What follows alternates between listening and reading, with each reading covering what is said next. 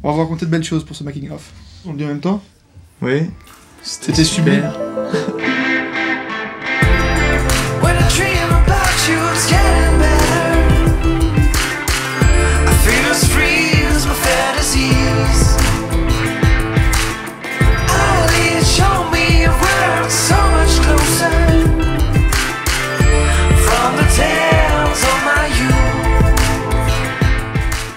Ça faisait longtemps que je voulais traiter le sujet de l'amour et il y a quelques temps avec mon collectif Les Parasites on écrivait des formes courtes comme l'emprunt ou à l'arraché et à un moment j'ai écrit un petit speech d'un gars sur une barque qui était face à une fille dont il était amoureux et il avait la main dans l'eau et il sortait une trompette et il lui jouait un morceau pour la séduire alors qu'il savait pas du tout jouer la trompette. La barque se bousculait parce qu'il était réveillé, enfin voilà, donc c'était un esprit un peu loufoque, un peu à la Boris Vian. Et puis je l'ai laissé tomber parce qu'on a eu d'autres projets, que ce soit avec Les Parasites ou autres et on va dire quelques mois plus tard j'ai lu à un moment une nouvelle de Gogol qui s'appelle Les Nouvelles de Saint-Pétersbourg qui parlait d'un type qui revivait des rêves dont il était amoureux et il y avait le décalage entre rêve et réalité et j'avais trouvé ça marrant de me dire que je lis une nouvelle qui date du milieu du 19e siècle et qui parle d'un sujet que voilà, j'avais écrit un truc un peu similaire, je me suis dit mais c'est fou, donc j'ai envie d'approfondir là-dessus. Il y a eu différentes versions du scénario, je me suis rendu compte que je faisais des formes assez...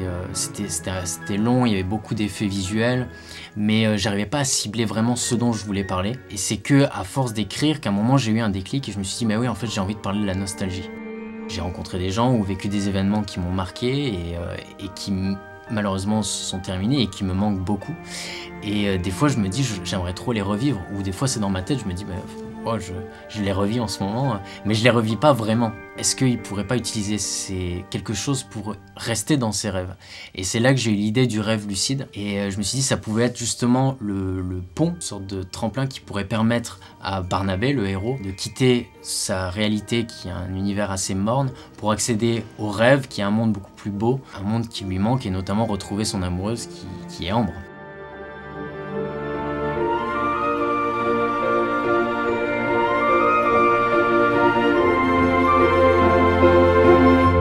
J'ai eu la chance d'avoir comme chef opérateur et cadreur Romain Plumat. D'ailleurs, c'est un des premiers à avoir cru tout de suite à mon projet et avoir dit oui. Et je veux dire qu'il y avait vraiment une belle fusion entre nous deux. On a fait vraiment un beau travail d'équipe, on était sur la même longueur d'onde et c'était vraiment un plaisir de travailler avec lui. Ah bah je faisais un petit peu tout ce qu'on peut rapporter à l'image, hein, c'est-à-dire à la fois le dialogue entre toi et la caméra, et la lumière et les effets de la nature. Tout est en extérieur pratiquement, donc les seuls endroits où il y a la lumière artificielle c'était le magasin et la chambre. Et encore le magasin il n'y avait pas tant que ça. Il n'y avait pas tant que ça mais il y avait quand même, mais c'était beaucoup moins compliqué puisque c'était un grand décor, enfin comparé à la chambre, notamment la chambre de Barnabé qui est vraiment toute petite, mais on n'a pas idée, on se rend pas compte parce que on a utilisé des grands angles, mais elle était pas plus grande que le plan large qu'on voit, c'est-à-dire on est très peu d'espace et surtout on avait très peu de plafond. Je me suis dit que ça pouvait être sympa de brouiller un peu les pistes, de piéger un peu le spectateur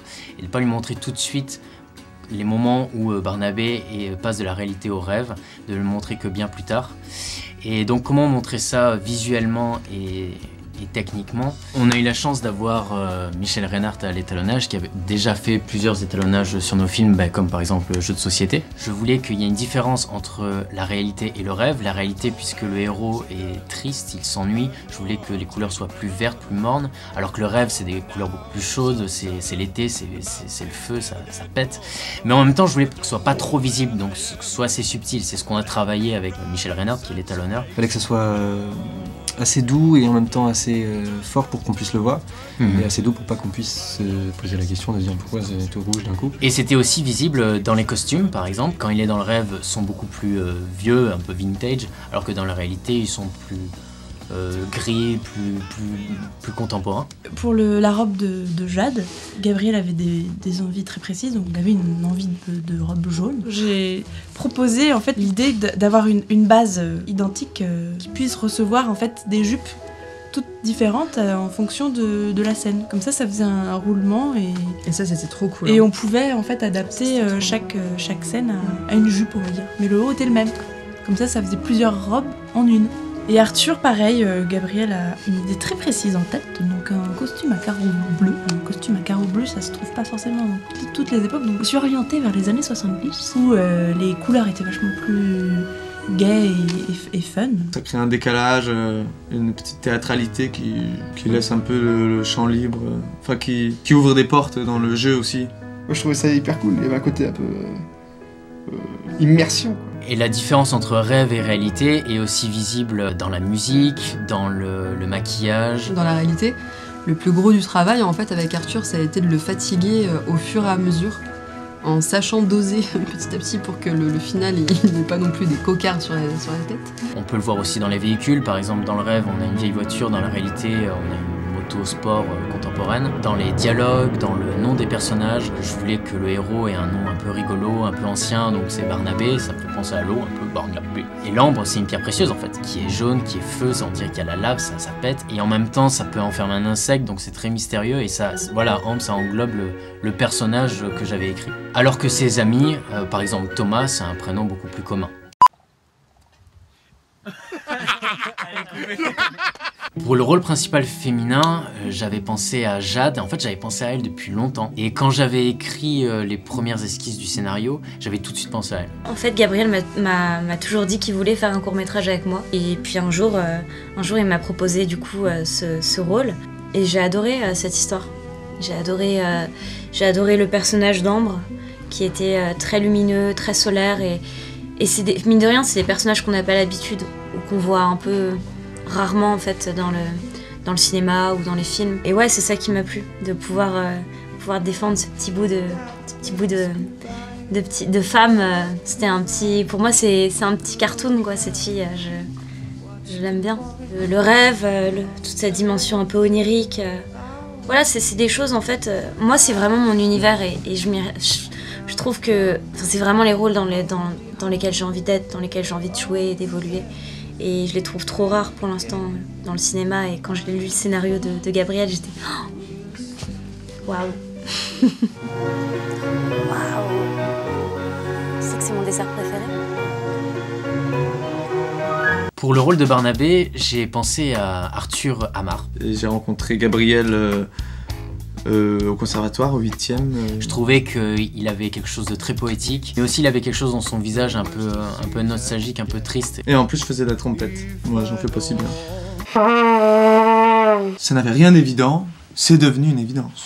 Ce qui m'a beaucoup intéressé dans ce personnage, c'est le rapport au monde complexe qu'il pouvait avoir dans la friction entre la fiction et la réalité. Alors déjà on est dans un film, dans une fiction, mais en plus de ça, ce personnage-là, il se raconte sa vie, et ce qui est une chose magnifique, je trouve, dans la vie, que de se raconter des choses, d'être mythomane un peu, de rêver sa vie.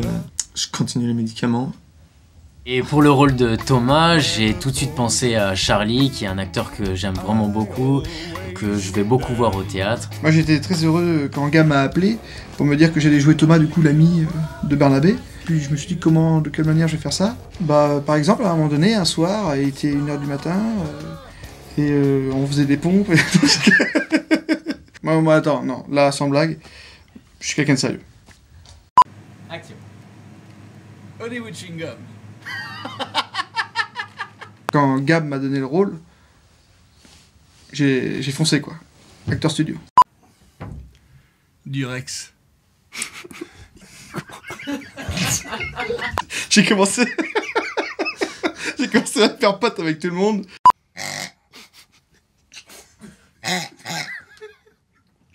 Salut. On est d'accord qu'on n'en sort pas indemne. Un tournage avec Gab, c'est... Voilà.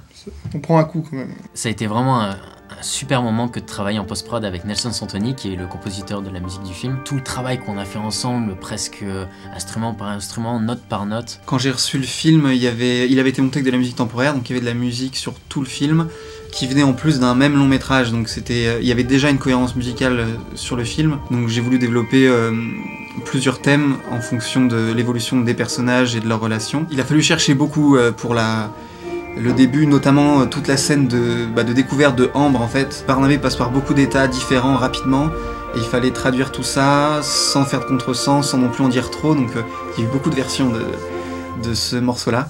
Le glissando de harpe quand elle apparaît à la fenêtre, qui peut être un peu vulgaire, qui me fait beaucoup rire et qui dans le ton de la scène fonctionne parce qu'on est au 2 ou 3e degré dans cette scène-là, mais...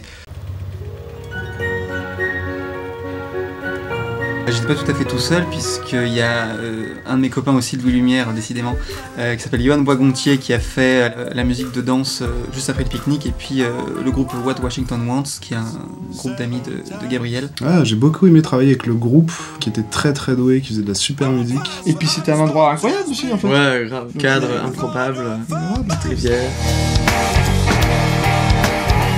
Après, je sais pas où t'étais toi d'ailleurs, à ce moment-là. Bah, avec tout... Jade, je sais pas où t'étais. Non. Donc au mixage, j'ai reçu le son de Pierre qui m'a aussi livré les post-synchro trompettes. Et j'ai aussi été livré des ambiances par Jean-Charles Krems qui a fait du montage son. On a beaucoup travaillé sur la dernière séquence. Et ça, c'était assez chouette à travailler sur les différentes ambiances entre comment essayer de trouver la texture de la réalité qui soit un peu plus sombre, un petit peu plus effrayante. Alors que de le rêve, même si le rêve peut paraître plus effrayant finalement dans cette scène-là, il était quand même plus aéré, même plus aérien, et puis en fait quasiment que musical à la fin en fait.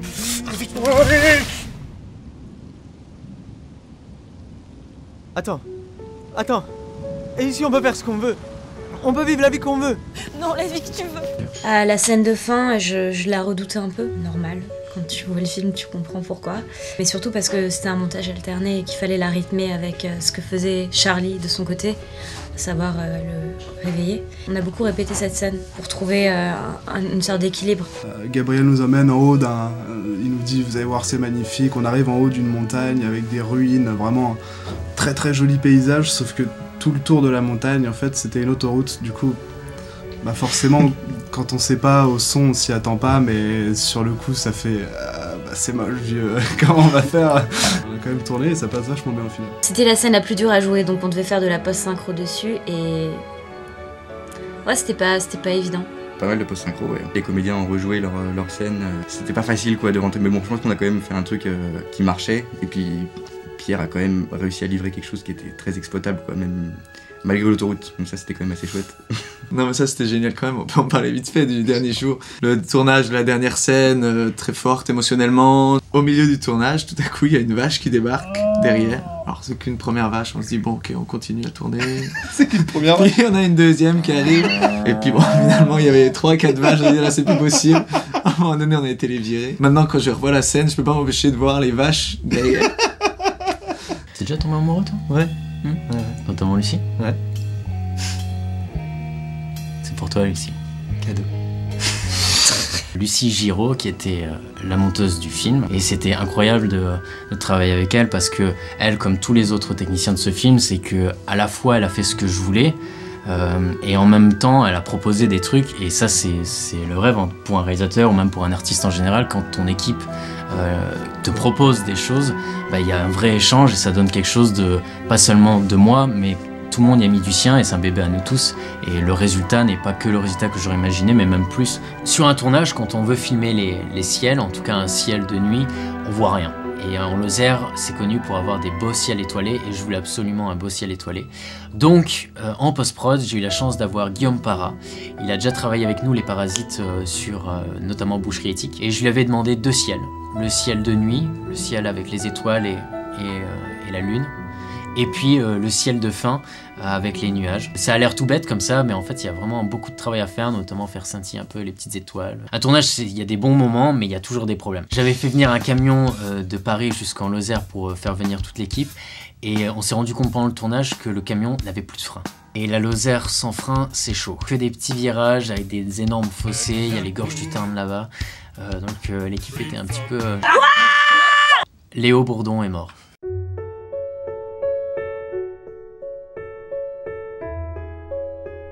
Le travelling aussi était pété. Le petit tirage du travelling, on s'en sert. Du coup, on n'avait pas de travelling. On n'avait pas de travelling. Sur le tournage, on s'en est rendu compte. De stabilisation et donc du coup beaucoup de plans. Mais t'avais une sorte de cassé, ouais. Une boule de vêtements. Une boule de vêtements pour amortir sur le truc parce que c'était. Voilà. Il n'y avait pas de steadicam aussi, donc il y avait un plan. Un plan marche arrière, ouais. Tu marches en arrière. Tu marches en arrière, donc il y a bien 100 mètres de marchage en arrière. Pour les stabilisations, heureusement, on a eu Antoine Bagel. Antoine Bagel qui est donc un très grand stabilisateur, hein, pas de métier, mais il fait ça aussi et il nous a bien aidé là-dessus parce qu'il a travaillé 2-3 jours sur les plans pour bien les stabiliser, pour pas qu'on ait trop de déformations, etc. Et puis il y a aussi un autre très beau casting, c'est la Lozère. Le seul truc que je connaissais, c'est que c'était peut-être l'endroit où il y a le moins d'habitants au kilomètre carré en France, je crois, un truc comme ça. J'avais envie de faire participer des gens de là-bas, donc j'ai fait jouer des amis, des voisins. Ils ont pris beaucoup de plaisir à jouer dedans. Et je voulais mettre en valeur les paysages de la Lozère. Je voulais mettre aussi en valeur les artisans et les artistes lozériens. Par exemple, il y a le groupe What Washington Wants, où il y a mon pote Joseph Marolo qui fait de la batterie. Coucou. Il y a l'atelier Tuffery qui nous a prêté ses beaux tabliers en jean pour les 2 rôles principaux. Le commerce d'Astro. Un gros mot pour la régie qui étaient les parents de Gabriel. Ils nous ont fait à manger, mais génial, les parents super sympas. Et le soir, j'aimerais remercier aussi un resto qui s'appelle Le Relais d'Écosse, qui nous a fait la bonne nourriture. Et la mairie aussi qui nous a filé un gîte pour loger la moitié de l'équipe, c'était vraiment cool. Il y a aussi Pierre Chazelle avec sa bière La Bestia. Il y a Alain Lacan qui nous a prêté une très jolie voiture de collection. Ah ouais, dès le premier jour de tournage, ça c'était génial. Un des premiers rushs que j'ai à faire, c'est une cascade, quoi. Je dois m'arrêter avec la voiture hyper proche de la caméra et tout. C'était très excitant, j'avais jamais fait ça. J'ai failli la voler. Les barrières de sécurité pour les routes, la figuration, on a eu beaucoup de figurants des Lozériens. Ouais, on avait eu, je sais pas, c'était incroyable de les voir tous arriver. Ouais, une quarantaine je crois. Ouais, parce qu'on est quand même perdu au milieu de la campagne, quoi. Enfin, il y a quand même une quarantaine de personnes qui sont venues. Et ça, c'est grâce à la mairie de Chanac, précisément aussi à Lilian pour la figuration et les routes.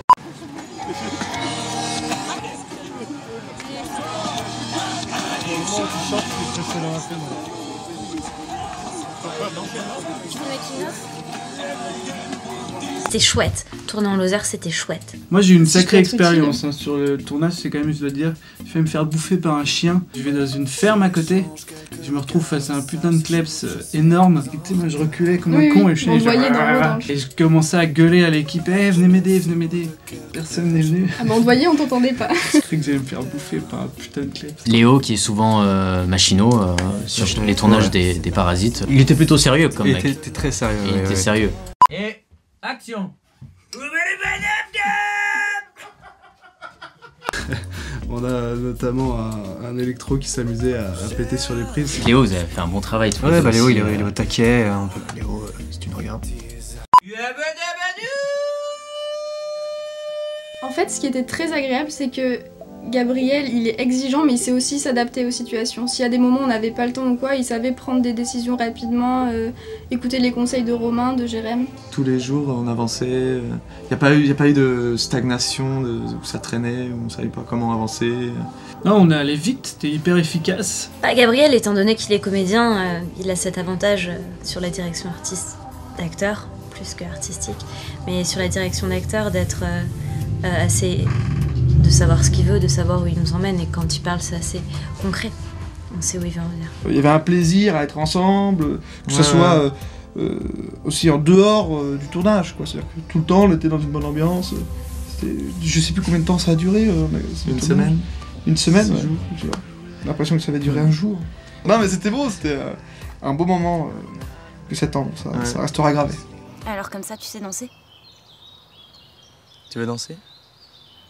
J'avais pas une idée vraiment précise de la danse. Ils ne dansent pas vraiment une choré bien calée, puisque aucun des deux ne sont danseurs. Plutôt trouver quelque chose ensemble et que chacun soit une sorte d'élément. Je voyais très bien Jade, l'élément du feu, et Arthur de l'eau. Et à partir d'impro, ils ont tous les deux proposé quelque chose par rapport à ces deux éléments. La première répète où on était censé travailler la chorégraphie de la danse, on a commencé par faire des petits exercices d'improvisation, de jeu de regard, d'écoute, parce que c'est hyper important, mine de rien, quand tu connais pas la personne et que tu sais que tu vas jouer avec elle pendant 7 jours. Et voilà, ça s'est très bien passé, on a beaucoup travaillé avec la musique. Arthur, ça vient d'une impro qu'il a proposée pendant la séance de répétition, où il fait un petit truc comme ça, le petit soleil devant son cœur. Et c'était tellement rigolo qu'on a gardé ça finalement pour la scène de danse pendant le tournage. Je voudrais vraiment remercier tous les gens qui sont venus aux projections, que ce soit en Lozère ou à Paris, à la grande salle du GC19, ceux qui sont venus en festival. On a eu des retours vraiment merveilleux. Moi, ça m'encourage, ça encourage tout le monde à faire d'autres projets, à aller plus loin. Dans une salle, c'était exceptionnel, il y avait 400 personnes, une salle immense à l'UGC en 5 points, c'était très beau. J'étais pas bien au début de la projection, mais bon, on a eu de super retours, donc ça allait vachement mieux après. Et du coup, très belle vision, hein. J'ai vraiment apprécié, je trouvais que c'était un beau rendu, j'étais fier de ce qu'on avait pu faire en Lozère. Et voilà, d'avoir la réaction des gens, c'était vraiment très agréable et très motivant pour la suite. Et quand je l'ai vu, j'étais assez touché de voir qu'il avait réussi à y mettre vraiment de sa personne. Ça dépasse la forme, quoi. Il a vraiment réussi à y mettre de la sensibilité et aussi ce qu'il a ressenti sur le moment avec l'équipe et tout ça. Et quand j'ai vu le film, j'ai vraiment ressenti ça. Et j'étais content et je me suis dit yes, on a réussi quelque chose, quoi. Et ouais, c'était chouette, c'était conforme à mes attentes, même mieux que ce que j'espérais. Et ouais, une belle direction artistique et un chouette scénario, et ça fonctionne en fait.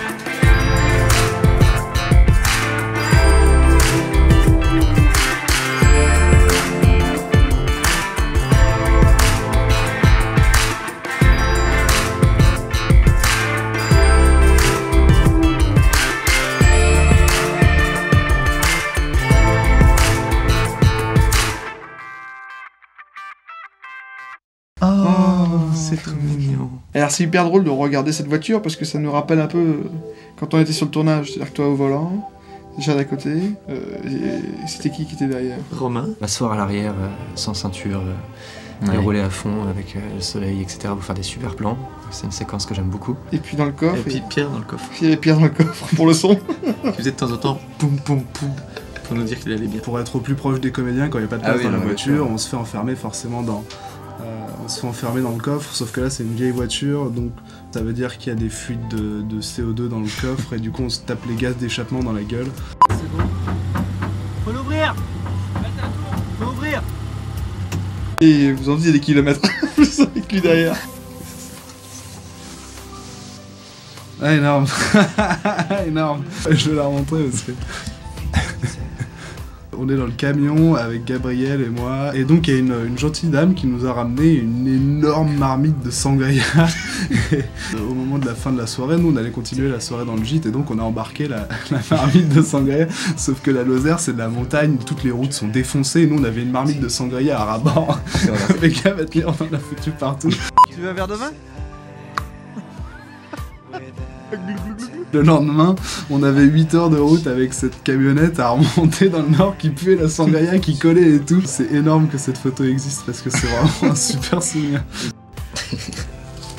Allez! Un plan du film qui est dans la même région, qui est pas du tout, qu'on n'a pas fait sur le tournage parce qu'on s'était dit mince, il manque quelque chose, et je pense que c'est important de le montrer, sinon on va pas capter. On a fait un plan, c'est le gros plan de cette fiole qui est posée sur une table, et il y a juste la main de Barnabé qui la prend. Tourné chez toi, en banlieue parisienne. On a fait un gros plan et t'as essayé avec la lumière de retrouver l'ambiance qu'il y avait sur le tournage, quoi. L'avantage c'est que j'avais le même globe terrestre que le décor. Coup de chance. On osait. Ah, trop chouette. Je suis peut-être pas un rêve. On a fait cette photo le premier jour et on se connaissait pas encore très bien avec Arthur, même s'il y avait eu les répètes et tout. Elle est belle cette photo, elle est chouette. Et vous allez peut-être me rencontrer dans un rêve. I remember when I said that everything was possible. We just needed to tell it and accept the fact that we needed each other. I don't know how we ended to that certain point. And it's amazing how human beings